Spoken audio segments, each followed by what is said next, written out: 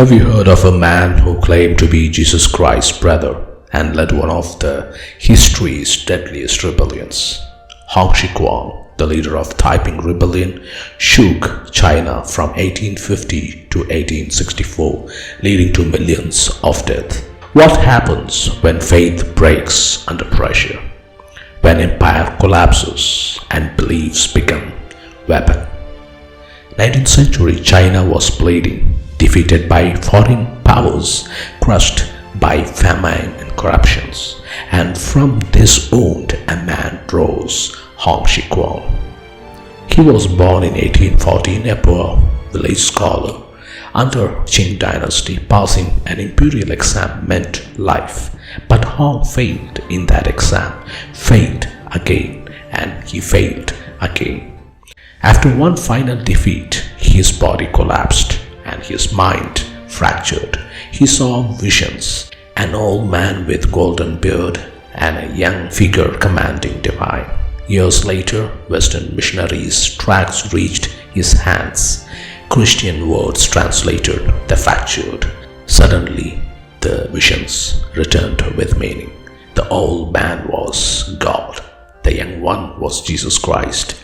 And Xiuquan believed he was the younger brother of Jesus.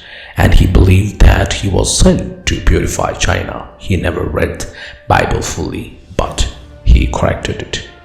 Jesus became the Chinese elder brother. Heaven became political. Faith became revolution. Xiuquan burned opium, challenging empire, outlawed food binding before the world dead. Women became soldiers, the poor became chosen. In 1851, he declared a Taiping heavenly kingdom, a kingdom of great peace. Millions followed, not for doctrine, but for hope. But absolute faith breeds absolute power. For 14 years, China burned, cities fell, rivers filled with bodies.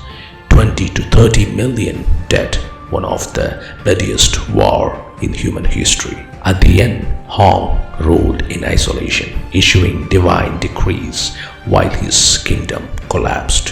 In 1864, starving and defeated, the brother of Jesus died.